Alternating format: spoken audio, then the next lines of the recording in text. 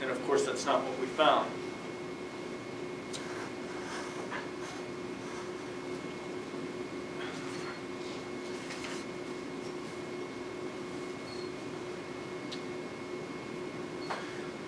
Now, let me go on to looking specifically at some of the things that he talks about.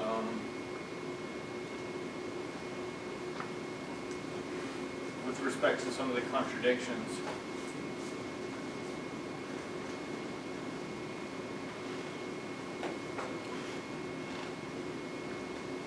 One of the contradictions that he notes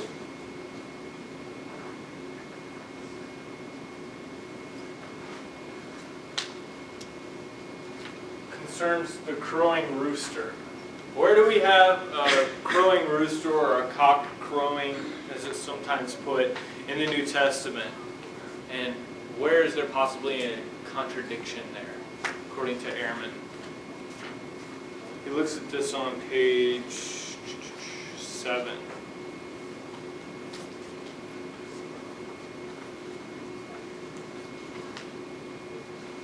I guess it's just going to be me and you today, Kristen. He talks about in Mark's Gospel where I guess Peter is, it's the part where he's like denying him. So like it says that Peter will deny him before the cock crows twice. Yeah. Jesus makes a prediction right before his death. He tells Peter, you are going to deny me or betray me 3 times before the cock crows twice. Like a rooster crows at dawn. So basically saying, before the cock crows twice at dawn, you're going to betray me 3 times. Now what's the other text say? Well, and then it says that it also happens in Matthew, but it doesn't say like one, it just says before the cock crows. So it doesn't like say once or twice. So Yeah, in Matthew it says, before the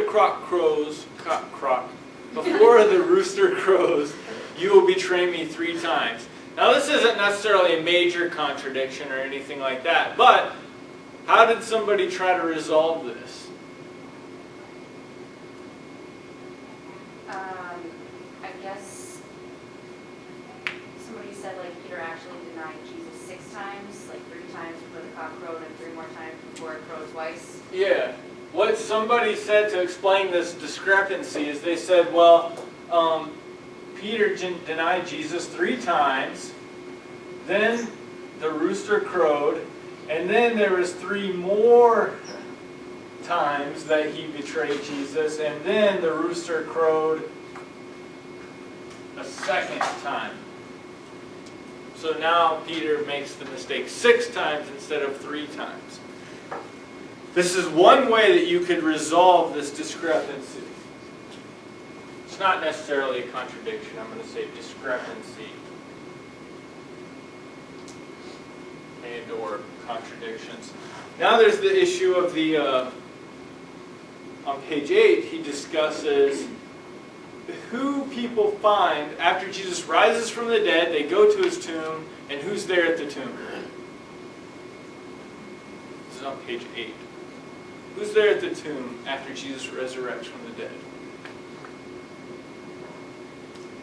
Well, one text says that there are 2 men, and one text says that there is an angel. So, one time when they go, they talk to 2 men, another time when they go, they talk to an angel. How could you reconcile this? It's one possible way of reconciling it. A woman saw 2 angels. Yeah, you could say, well, she thought she saw 2 men, but there were really 2 angels, right? You conflate it. It wasn't 2 men and it wasn't 1 angel, it was 2 angels. So you get the angel part in and you get the 2 part in at the same time.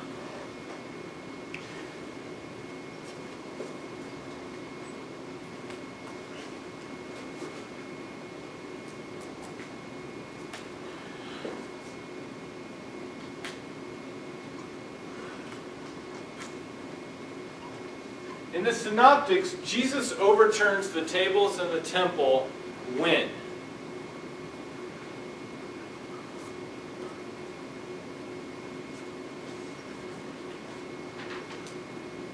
It's laid out in Mark, and Matthew and Luke basically copy Mark on this, but when does Jesus overturn the tables in the temple?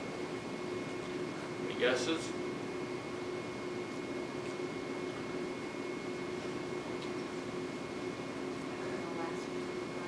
Right, it was the week that he died. According to John, when does Jesus overturn the tables in the temple?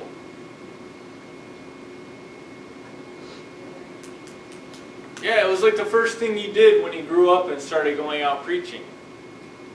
Now, how do you reconcile this one? Well, you just say he did it twice. He overturned the tables in the temple once at the beginning of his ministry, and then he did it again later on. That's one way you could reconcile this discrepancy. Now, note, look on page 8. This is a very interesting quotation. I think that Ehrman kind of gets at the center of this. Look on page 8, the paragraph on the top half of the page. I'm looking at the last 5 lines. You guys found page 8?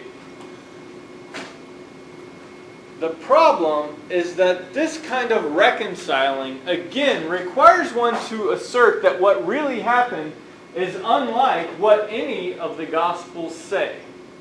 What does this mean? This attempt to reconcile it ends up producing something that's unlike what any of the Gospels say. This is what he means. Do any of the Gospels say that Peter denied Jesus 6 times? Do any of the Gospels explicitly say that there were 2 angels? No. Do any of the Gospels say that he overturned the temples twice? No. This attempt to reconcile gives you a picture that ends up being completely different or partially different from what any of the Gospels actually say.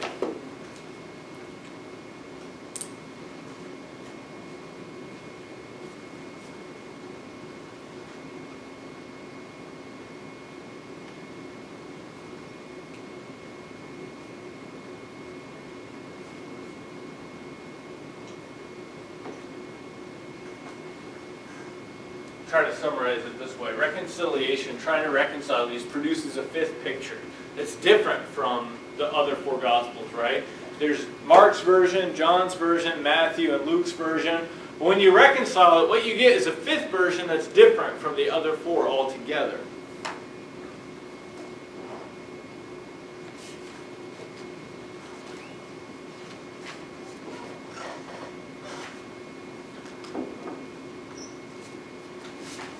Now, according to Ehrman, these seminarians, they go to seminary, they study the historical critical method, or they study the Bible utilizing the historical critical method. They graduate, they go out, they become ministers, and what do?